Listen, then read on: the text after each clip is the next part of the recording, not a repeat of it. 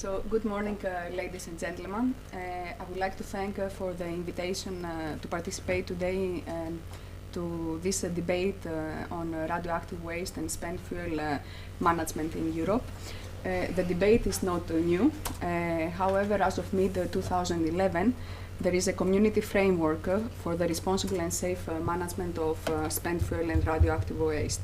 Today I will present you the state of play, the current state of play of Member States' implementation of the directive and some of the Commission next actions in this regard.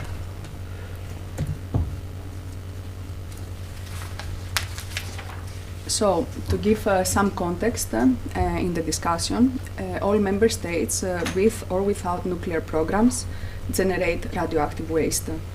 There are 16 Member States with existing nuclear power reactors, of which 14 Member States in Europe still have 129 operating nuclear reactors.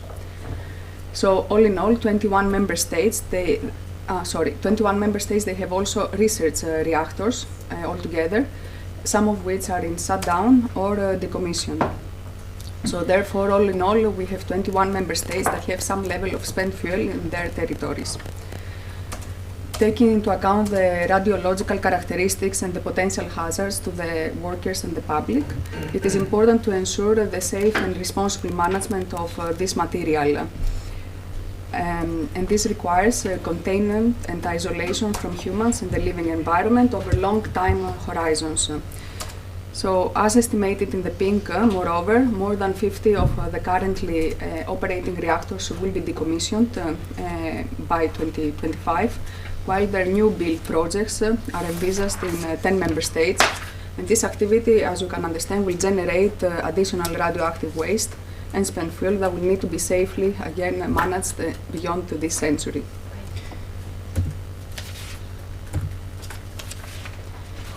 So, going now to the legal framework that is currently in force. Today, the EU legal framework for radiation and nuclear safety, as well as radioactive waste management, is based on the Euratom Treaty and its secondary legislation. The main objective is always to ensure safety of all the facilities and activities using radioactive materials and the safe and responsible management of these materials. And for this, we have put in place a number of directives. There is the directive on the basic safety standards that has been revised and is expected to be transposed by Member States in February 2018. There is the directive on nuclear safety that is expected to be transposed this August of 2017.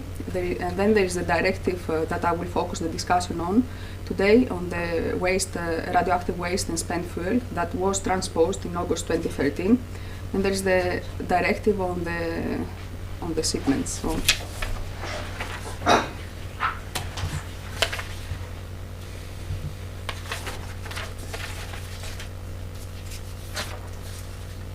So today, as I mentioned, I will focus on the Directive 2011 of 70 on the safe and responsible management of radioactive waste and spent fuel.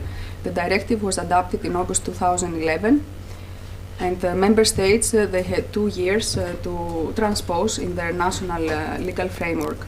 The directive applies to spent fuel and radioactive waste from civil facilities and activities, and it excludes the repatriation of disused CL sources and spent fuel to the supplier.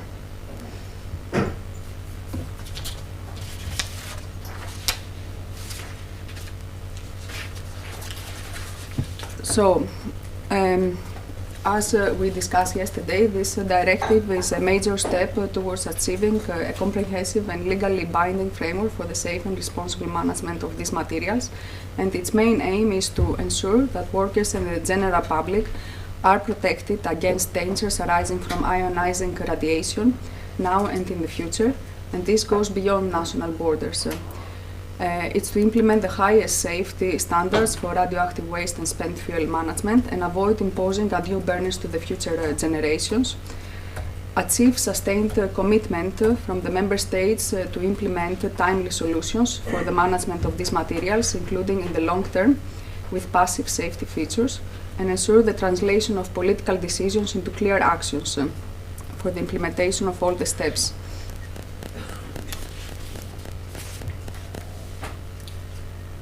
Other aims are to maintain continued improvement of the management system with priority to safety based on step-by-step decision-taking, transparency and public participation, and to ensure the adequate and transparently management of the financial resources available when needed in accordance with the principle that those who generate radioactive waste are those that bear the cost. So some facts. All member states are implementing the directive, although some have notified full transposition only in 2016. All member states, they have notified to the Commission their national reports on the implementation of the directive as per Article 14.1 of the directive. All member states except one have submitted their national programs either in a final or in a draft form. The Commission, as mentioned already, will issue opinions on the final national programs starting from 2017, and in these opinions we will focus on the compliance with the directive and its provisions. It is important to note that 3 member states, they have concrete plans for geological disposal, with Finland being the first country where construction has actually started and is expected to be in operation by 2022. France and Sweden expect to start operation by 2030. The first international peer reviews are planned for 2017. These are Poland and France, to be followed by Spain in 2018 and then Germany in 2019. We consider that these peer reviews, they bring added value in order to exchange experience and build trust for the stakeholders. The first report of the Commission to the European Parliament and the European Council, I was already mentioned yesterday, will be available soon, very soon, probably in the first quarter of 2017. At least this is what we are targeting for.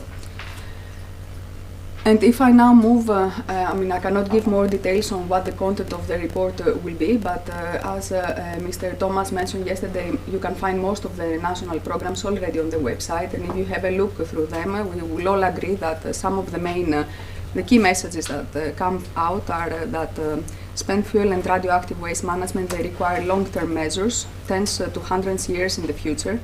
And to date, we have only 3 member states with concrete plans for deep geological disposal facilities.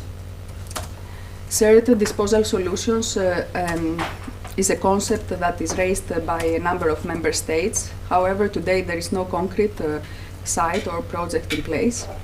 And the polluter pays principle is an important principle in order to ensure that the available resources for ensuring the safe and responsible management of these materials are available when needed.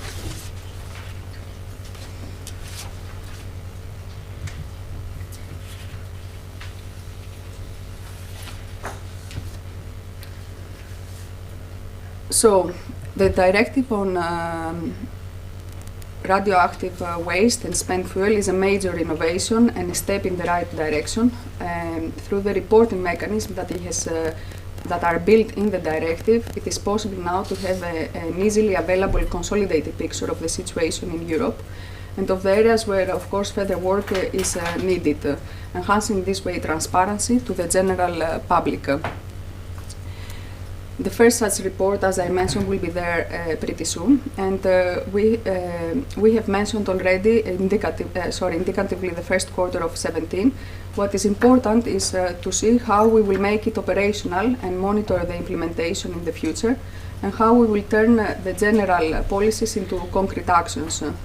Going forward, the Commission plans to have a number of studies in order to gain additional knowledge and additional data, mainly on the cost assessments and the financing mechanisms. And we also plan a number of events with member states and others with regard to the implementation of the directive, the lessons learned. One such example is the NSTREC Nuclear Safety Conference that will take place end of June, and where waste will be the main topic of the discussion, and where we expect around 300 participants, including regulatory bodies, utilities, industry and NGOs. We will also try to launch the debate on shared disposal solutions. The Court of Auditors, in its report that was presented yesterday, asked the Commission, together with all relevant EU member states, to explore options for the disposal of spent fuel and high-level waste, including any regional and other EU-based solutions, duly, of course, considering safety, security, and the cost-effectiveness of such solutions. So to sum up, we would all agree that there is still a lot of work ahead of us, though a number of initiatives are currently in progress that will enhance knowledge and data availability, and that the directive is a major step in the right direction and a tool for making sure that there is progress in the future. So this brings me to the end of my presentation. I would like to thank everybody for listening. Thank you, Ioanna. And